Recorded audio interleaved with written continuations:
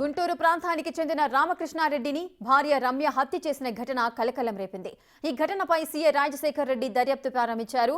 గత 20 సంవత్సరాల క్రితం హైదరాబాద్ వచ్చి రామకృష్ణారెడ్డి అతని భార్య రమ్య వ్యాపారం నిమిత్తం 40 లక్షల అప్పు చేశారని, అప్పు తీర్చలేకనే ఇద్దరు సూసైడ్ చేసుకునేందుకు ప్లాన్ చేశారని, అందులో భాగంగానే భార్య రమ్య రామకృష్ణారెడ్డిని హత్య చేసిందని అంటున్న సీఐ రాజశేఖర్ రెడ్డితో మా ప్రతినిధి సుజాత ఫేస్ టు ఫేస్.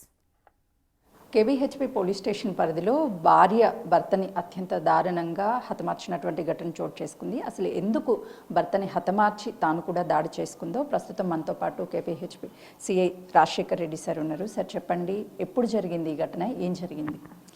ఇది లాస్ట్ మండే నైట్ రోజు ఆమె భర్త సూసైడ్ చేసుకోవాలని డిసైడ్ చేసుకున్నారు. వాళ్ళకి ఫైనాన్షియల్ ప్రాబ్లం ఉండే, డెట్స్ చాలా ఉన్నాయి.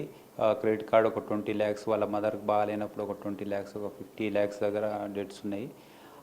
మేము వెరిఫై చేస్తున్నాము. అదేవిధంగా మేము ఫైనాన్షియల్ ప్రాబ్లమ్స్ నుంచి వాళ్ళు ఇప్పుడు ప్రెజర్ చేస్తూ ఉంటే, మా పైసలు మాకు ఏమంచి ప్రెజర్ చేస్తూ ఉంటే ఆ ప్రెజర్ తోటి వాళ్ళు చనిపోవాలనే ఉద్దేశంతో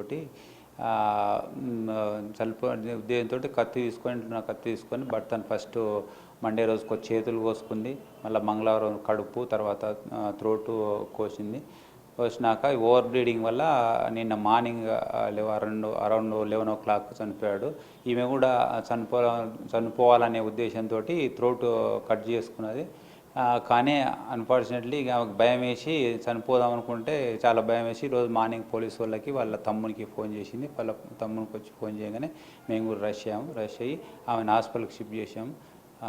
ఈ డెడ్ బాడీ కూడా ఉస్మానియాకి చూసాం. ఫర్దర్గా మేము ఇన్వెస్టిగేషన్లో ఈ కేసు లోతుగా ఆలోచించి చేస్తాము. సార్, రమ్యకృష్ణ రామకృష్ణారెడ్డి ఏం వర్క్ చేసేవాళ్ళు, వాళ్ళ ప్రాపర్ ఎక్కడ? వీళ్ళు 20 years కింద గుంటూరు నుంచి వచ్చారు. గుంటూరు నుంచి వచ్చి ఫస్ట్ జాబ్ చేశాడు, తర్వాత యూట్యూబ్లో చేశాడు, తర్వాత డిలైట్ కిచెన్ అని పెట్టాడు. దాంట్లో లాస్ అయ్యి మళ్ళీ జాబ్ చేస్తున్నాడు. ఈ అమ్మాయి రమ్యకృష్ణ వాళ్ళ బ్రదర్ దగ్గరనే జాబ్ చేసి ఈ అప్పులన్నీ తీర్చలేక ప్రెజర్ ఉన్నది. దాని నుంచి ఇద్దరు చనిపోవాలని డిసైడ్ చేసుకుర్రు. కానీ ఆయన చనిపోయాడు. ఆమెనే కత్తి తీసుకొని ఫస్ట్ కట్ చేసిన ఆయన్ని, తర్వాత ఈమె కూడా త్రోట్ కట్ చేసుకున్నది. ఇక ఫర్దర్గా మేము ఇన్వెస్టిగేషన్లో తెలుస్తాం. వాళ్ళ ఏజ్ ఎంత ఉంటుంది, వాళ్ళకి పిల్లలు ఉన్నారా, వాళ్ళ కుటుంబ సభ్యులు ఏం చెప్తున్నారు, ఇరు ఫ్యామిలీస్? ఇతనికి పిల్లలు లేరు. తర్వాత వీళ్ళు ఒక 20 years కిందనే ఇక్కడ వచ్చారు. గుంటూరు డిస్టిక్ నుంచి హైదరాబాద్ మైగ్రేట్ అయ్యి వచ్చారు. కానీ ఈ ఇంట్లో మాత్రం ఒక 2 years నుంచి ఉంటున్నారు. వీళ్ళ ఏజ్ రామకృష్ణ ఇది 45 years ఉంటుంది, ఈమెకు రమ్యకృష్ణ 38 years ఉంటుంది. రమ్యకృష్ణ ఫ్యామిలీ మెంబర్స్ కావచ్చు, రామకృష్ణ ఫ్యామిలీ మెంబర్స్ ఎవరైనా ఏమైనా చెప్తున్నారంటే ఇలా సిచ్యువేషన్ ఎలా ఉండేది, ఆ ఇరుగు పొరుగు వాళ్ళు కానీ? అది ఒకసారి మేము వాళ్ళని ఇంకా ఎగ్జామిన్ చేసినాక ఫర్దర్గా చెప్తాము. ఏమేమి సెక్షన్స్ కింద కేసు నమోదు చేశారు? ఇంకా చేయలే, వాళ్ళు పిటిషన్ ఇస్తున్నారు, చేసినాక మేము చెప్తాం.